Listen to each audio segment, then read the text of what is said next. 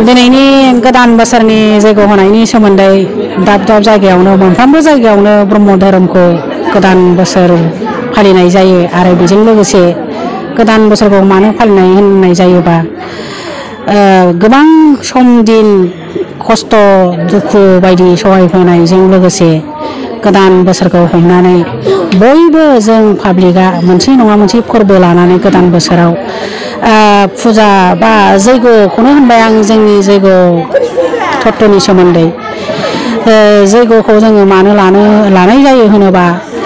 मोनफा नङा मोनसे गावबागाव धोरोम फालिलायनाय जायो नालाय बर'आ बर' ब्रह्मआ ब्रह्म दा जों बेनिखायनो गोदान बोसोरजों लोगोसे जोंनि जिउ सान्थि गोजोन थांनानै थानाय देहाफ्राव जेबो बेमार आजार बेफोरनि गोजान जानो आरायग' मोननो थाखाय जोङो बोसोर गोदानखौ जैग'जों फालियो आरो नैबे सिरिथाम खन्द'खौ जोङो लायो माने ब्रह्मा बिष्णु महेश्वर हिसाबै जों लानाय जायो आरोखि खन्द' मोनथामखौ दिनैसिम आंनि पुरहित ओंखारनाया 2019आव आङो दिक्षा लादों 2019आव दिक्षा लानानै आङो 6 मासनि गेजेराव आङो नित्य जैग' होदों 6 मासनि उनाव नित्य जैग' होयै होनानै नेक्स्ट गोदानाव आङो रायजोआवनो फार्स्ट गानाय जादों आरो आंखौ सासे आइजो माहारिया आइजो माहारिनिफ्राय पुरहित ओंखारदों होननानै आंखौ गामिनि मानसियाबो मोनसे रेसपेक्ट होनानै आंखौ जोंनिनो गामि मन्दिराव आंखौ बरायनानै लादों पुरहित हिसाबै दा बेनिफ्रायनो आङो जैग'खौ आंनि इसोरखौ फोथायनायजों लोगोसे आंनि गोहो मोननायजों लोगोसे आङो दा दिनैसिम जैग'खौ आं दैदेनगासिनो दङ गामिनि ब्रह्म धोरोम सिबियारि आइ आफानि नाजावनायाव आं दिनैसिम होगासिनो गामिनि मन्दिरावनो आरो आंनि बे जैग' दैदेननायाव मोजां ना गाज्रि बेखौ आं हमदां हाया नाथाय आंनि ब्रह्म भक्त आइ आफामोनासो आंनि जानाय जायखौ बिसोरसो बिजिरदों जादोंना जायाखै बेखौ आं मिथिया अब्लाबो आं दिनैसिम जैग'खौ दैदेनगासिनो दं आरो बे बन जामनायनि सोमोन्दैथ' गोबां गोरों गोरा मानसिफ्रा बिदिनो गावबागावखौनो गोरों साननानै गुरु जानो लुबैनानै मोनफा मोनफा माबा मोनसे तत्वजों आरोखि थाङो बिजोंनो ओमफ्राय नेम निथिफ्रा गोबां दङ बेफोरखौ लानानैनो बन जाबनायनि सारिफ्रा लायो खोमा अब्लाबो आङो बे थिया जाबनायनि सोमोन्दै आं गोबां तत्वखौ मिथिया मानोना आंहा सियर आफा गुरुदेव कालिचरननि बोसोन सनातन ब्रह्म धोरोमनि बोसोनजों आङो जे मोनदों खिथाब फरायनानै बे खिथाब फरायनानै मोननाय तत्वजों आं सोलियो खिन्थु आङो नैबे गोबां सिस्टेमजों थांनाय बन जाबनायखौ आं बेफोरनि सोमोन्दै आं मोजांबो मोना आरो आं बेनि सोमोन्दै मिथिनोबो लुबैया बेनोसै आरो आंनि बुंनांगौआ 1432 बांला गोदान बोसोर बैसागनि 1 अक्ट' गोदान बोसोर बे बैसागनि 1 अक्ट' गोदान बोसोराव जोङो बानुगावनि ब्रह्म धोरोम आफादा गुबुन गुबुन बोसोराव फालिबोनाय बायदि दिनैबो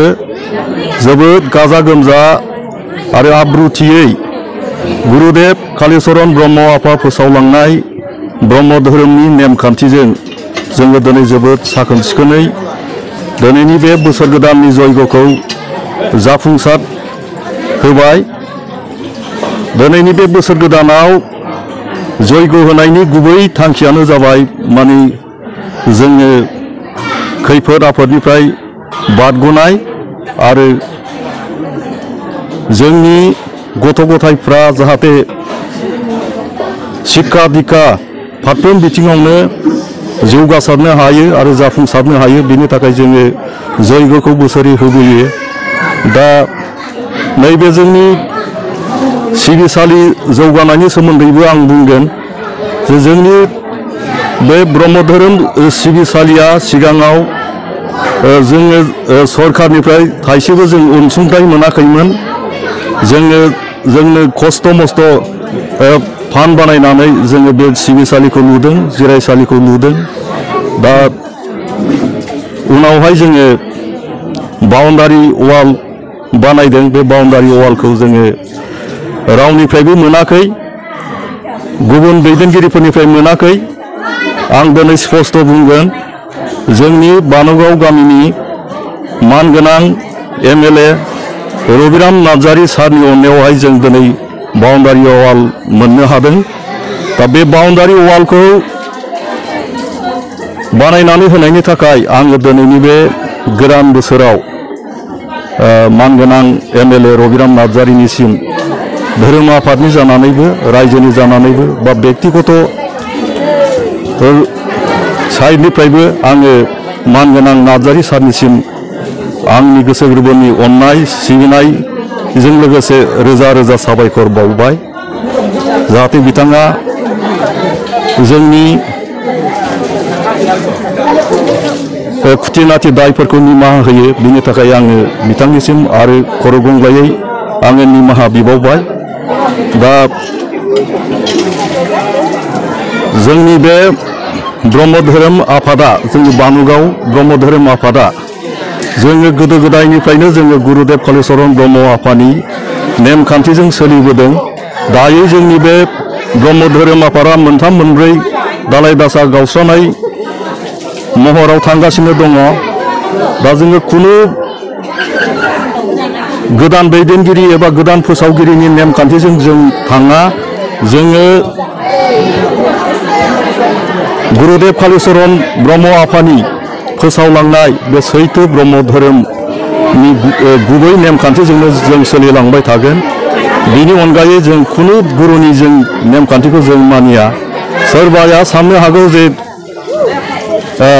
आं गुरुनि मोनसे बिमुं लागोन, बियो मालाबाबो जानाय नङा। बर' हारियाव गुरुदेव कालिचरण ब्रह्मनि अनगायै खुनु व्यक्तियानो आरो गुरुदेव जानो हाया। बेखौ आङो दिनैनि बे जयग'नि गेजेरजों आङो गोख्रोङै आङो बुंबाय। आरो गुरुदेव कालिचरण ब्रह्म आफाया जोंनि आंगो गुरु, जोंनि जिउनां गुरु। गुरुदेव कालिचरण ब्रह्म आफाया जोंनि राहागिरि, जोंनि रैखागिरि। गुरुदेव कालिचरण ब्रह्मआ जोंनि सोरांनि लामा दिन्थिगिरि। बे आफानिसिम आङो दिनैनि बे गोथार बुब्लियाव रोजा रोजा खुलुमनाय आरो सिबिनायखौ बावहरबाय। ब्रह्म धोरोम सिबियारिया जोंनि बानुगावआव गासै 89 न'खर दङ। बेनि गेजेरावहाय जोंनि ब्रह्म धोरोम सिबियारिफ्रा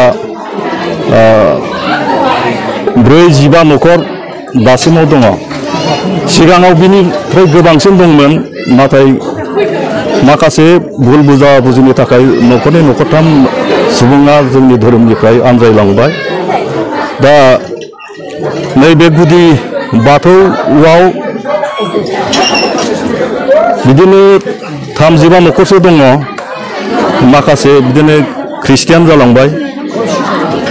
न'नै न'थामसो बिदिनो सोरजिगिरि बाथौबो दं आरो रुपामनि बाथौबो दं। गासै मोनब्रै धोरोमा जोंनि बे बानुगावआव सोलियो दा।